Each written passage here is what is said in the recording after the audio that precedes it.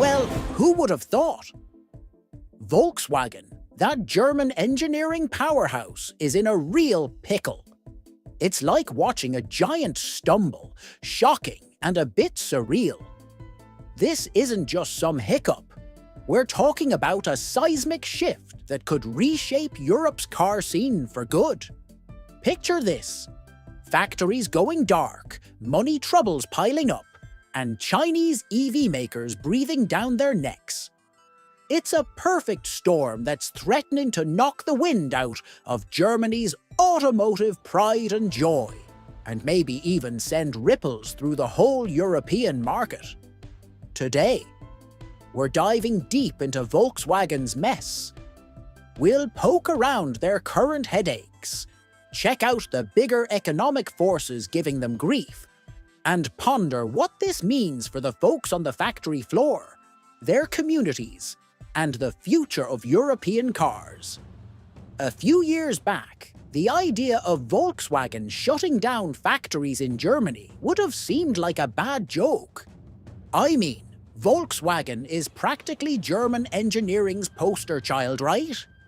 With nearly 295,000 people on their payroll in Germany alone, they're as much a part of the landscape as bratwurst and beer. But lo and behold, VW's been muttering about closing up shop in some places, trying to scrape together a whopping 10 billion euros. That's about $11.1 billion, folks. This bombshell's dropped right when Volkswagen's roots are so tangled up in Germany's economic soil that you can't help but wonder if this spells trouble for the whole country. Oliver Blume, the big cheese at Volkswagen, isn't sugarcoating things. He's been pretty upfront about how tough the business world's gotten, with costs creeping up and new players muscling in. When he says it's become even tougher out there and new players are pushing into Europe, you know he's putting it mildly. But hey, this isn't just Volkswagen's cross to bear. It's like the whole car world's gone topsy-turvy. Volkswagen's struggles? They're just a symptom of what's eating at old-school car makers everywhere. Electric vehicles are zooming in, especially from China, and they're shaking things up big time. Companies like BYD aren't just content with conquering their home turf. They're eyeing up Europe too, forcing the old guard like Volkswagen to rethink their game plan. China, Volkswagen's golden goose, isn't looking so shiny anymore. Deliveries there took a 7% nosedive in the first half of 2024, and the company's operating profit? It tumbled 11.4% to 10.1 billion euros. That's about $1.2 billion, give or take. And this isn't just a little bump in the road. It's flashing warning lights that the market's evolving faster than Volkswagen can keep up. Those Chinese EV companies? They're not messing around. They're rolling into Europe with killer prices, fancy tech, and a whole buffet of models. Talk about timing. They're showing up just when things are getting really tight for the old-timers. Volkswagen's woes are just the tip of the iceberg for Germany's manufacturing sector. It's been stuck in a rut since early 2022, thanks to losing cheap Russian energy after the Ukraine mess, and China not buying as much stuff. Germany's factories are struggling to get back on their feet. The numbers don't lie. The German manufacturing PMI, that's the index that tells you how healthy the manufacturing sector is, has been below 50, which means things are shrinking, for over 2 years. And it just hit a 5-month low of 42.4, hinting that things are getting even worse. Dr. Cyrus de la Rubia, the brains at Hamburg Commercial Bank, says this slump's dragged on way longer than anyone thought it would, and there's no light at the end of the tunnel yet. So, Volkswagen's troubles? They're not just a one-off. They're part of a bigger economic headache that's giving Germany's whole industrial sector a migraine. If Volkswagen starts shutting down plants, it could send shockwaves through the entire country's economy. But don't think this is going to be a walk in the park for Volkswagen's bosses. The labor unions, especially the heavyweight IG Metall, are gearing up for a fight. They're not about to let those plant closures slide or watch that Job Protection Pact from 1994 go up in smoke without raising hell. Thorsten Groger, the guy leading the charge for IG Metall, didn't mince words. He called Volkswagen's plans irresponsible and said they're messing with the company's foundation. The union thinks the bigwigs are being short-sighted and putting the long-term stability of the workforce at risk. Now, Volkswagen can't just snap its fingers and make these closures happen. The supervisory board, which includes those labor representatives, has the final say. We might be in for one heck of a showdown between the bean counters trying to save money and the union folks fighting to save jobs. If Volkswagen does end up closing these plants, it's not just the workers who will feel the pain. Whole communities could be turned upside down. Some of these towns, the Volkswagen plant is pretty much the only game in town when it comes to jobs. If that goes away, it'll send shockwaves through the local economy.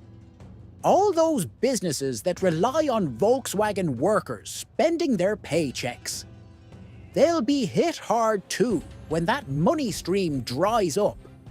Volkswagen's been a part of Germany's fabric for 87 years, keeping local economies ticking along. Now, all of a sudden, the future's looking pretty shaky.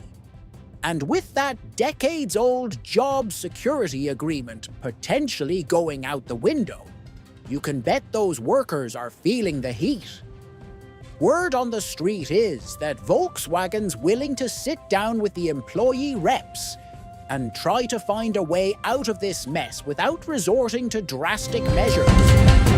But they're not kidding themselves. They know time's running out, and their money situation is getting extremely tense. This Volkswagen drama isn't just about dollars and cents. It's got some serious political weight, too. Volkswagen's not the only big name having second thoughts about Germany. There's talk, though nothing's set in stone yet, that Intel might back out of a massive €33 billion factory investment in Magdeburg. And that would have been a real shot in the arm for the economy. Check this out. German companies poured $15.7 billion into projects in the US last year, way up from $5.9 billion in 2022.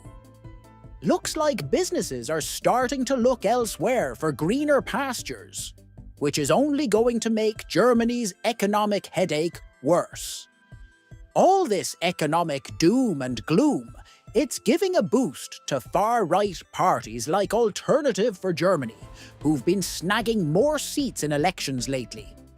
People are fed up with the economy dragging its feet, and Volkswagen's troubles are just adding fuel to that fire.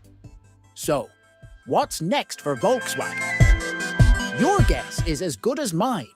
The car world's changing faster than you can say electric vehicle, and the pressure's on for Volkswagen to keep up or get left in the dust. If Volkswagen wants to stay in the game, they're going to have to put the pedal to the metal on electric cars and cook up some new tech to stay ahead of the pack. Tesla's already king of the EV hill, and companies like BYD are catching up fast. Volkswagen can't afford to drag its feet if it wants to be part of the future of driving. Innovation's going to be key here. They'll need to make some new friends, pump more cash into R&D, and find ways to trim the fat without sacrificing quality or competitiveness. It's a tall order, but it's what Volkswagen's got to do if they want to keep their head above water. Volkswagen potentially closing up shop in Germany. That's not just some corporate reshuffling. It's a watershed moment for Europe's car industry. The problems Volkswagen's facing are like a microcosm of the bigger economic and industrial battles happening all over Europe. When you look at the big picture, electric cars taking over, the geopolitical landscape shifting, and the economic roller coaster of the past few years, it's a perfect storm that's making life tough for traditional car makers. How Volkswagen handles this could set the tone not just for its own future, but for Germany's economy and Europe's place in the global car game. The road ahead's looking pretty bumpy, but one thing's for sure.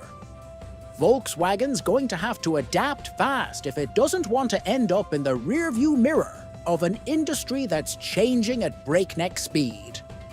There's a lot riding on this, for workers, communities, and economies alike. The stakes couldn't be higher,